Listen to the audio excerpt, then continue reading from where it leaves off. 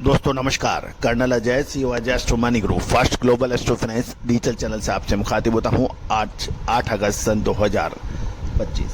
दोस्तों आज के एपिसोड में हम चर्चा करेंगे सीबॉट सोया ऑयल के बारे में, साथ साथ क्रूड के बारे में भी कुछ चर्चा करेंगे। उम्मीद है आपको पसंद आएगी।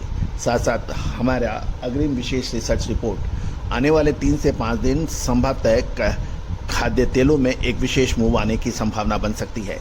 क्या ये तेजी का होगा या फिर मंदी का? दोस्तों कहा जाता है कि खाद्य तेलों के व्यापारी व्यवसायी यदि विश्लेषण सही मिल जाए तो उनकी कमाई का कोई ठिकाना नहीं है, और यदि अनुमान गलत होता है तो उनसे ज़्यादा परेशान हैरान होने वाला कोई भी व्यापारी नज़र नहीं आता। तो दोस्तों आप अपनी परेशानियों को दूर कर सकते हैं, मदद ले सकते हैं। भारतीय अनुसंधान पद्धति और फंडामेंटल एनालिसिस के आधार पर आप काफ़ी हद तक अपने व्यापार व्यवसाय को प्रमोट कर सकते हैं, आगे बढ़ा सकते हैं। जानिए रिपोर्ट विस्तार से।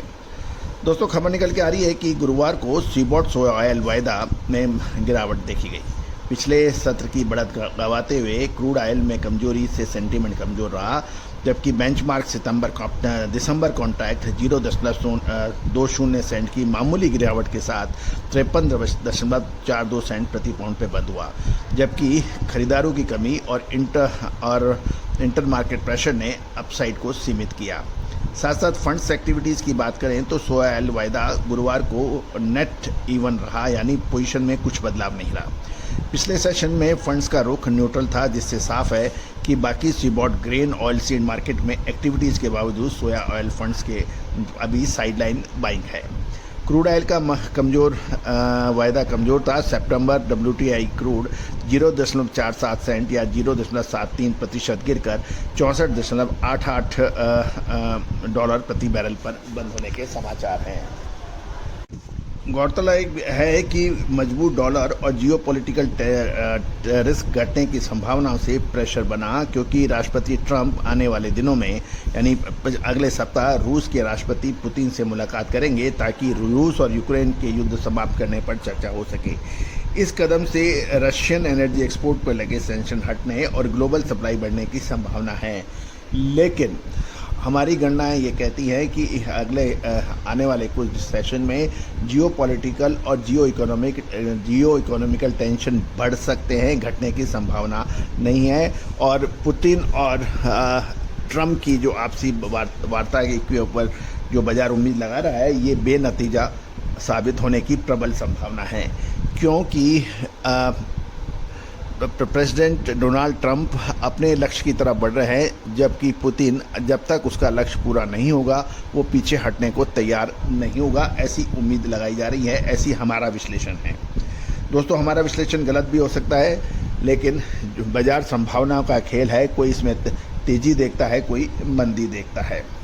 आइस कैनोला 5 सत्रों की गिरावट के बाद रिकवरी हुआ और नवंबर कॉन्ट्रैक्ट $7.60 बढ़कर $677.30 प्रति टन और जनवरी $7.40 बढ़कर $689.10 प्रति टन पे बंद हुआ। कुछ हिस्सों में बरसात थी, लेकिन कई क्षेत्र अभी भी सूखी की स्थिति में है, जिससे फसल पूरी करने के लिए एडिशनल बारिश की जरूरत होगी। यूरोनेक्स्ट पे बात करें तो रेपसीड में मजबूती रही। नवंबर 2025 कॉन्ट्रैक्ट €4 बढ़कर €473.75 प्रति टन पे बंद हुआ और आइस कैनाला में मजबूती और टेक्निकल बाइंग से सपोर्ट मिला। हालांकि यूरोप की फसल अभी मिश्रित बताई जा रही है। DC वेज ऑयल फ्यूचर में तेजी रही। सितंबर सोया ऑयल 66 युआन में, यानी डलियन के अंदर वेज 66 युआन सोया ऑयल बढ़कर 8,426 युआन प्रति टन और पामोलिन 8 युआन बढ़कर 8,988 युआन प्रति टन पे बंद हुआ और त्योहारों से पहले डिमांड और बार्गेन बाइंग को सपोर्ट मिला। BMD यानी मलेशिया की बात करें तो पाम ऑयल लगातार दूसरे दिन गिरा और अक्टूबर कॉन्ट्रैक्ट में 0.61% गिरकर ये 4,241 रिंगिट प्रति टन पे बंद हुआ। प्रोडक्शन बढ़ने और निर्यात मांग से कमजोरी से दबाव बना। अमेरिका में दूसरे अपडेट हम देखें तो अमेरिका में सोया ऑयल की घरेलू डिमांड खासकर बायोफ्यूल सेक्टर में से मजबूती बनी हुई है, जो क्रैश मार्जिन की सपोर्ट दे रही है। यूनाइटेड स्टेट ऑफ अमेरिका की एग्रीकल्चर डिपार्टमेंट के ताज़े आंकड़े रिन्यूएबल फ्यूल ब्लेंडिंग में वृद्धि की पुष्टि कर रहे हैं। अर्जेंटीना में क्रश मार्जिन पॉजिटिव लेकिन घटते हुए हैं।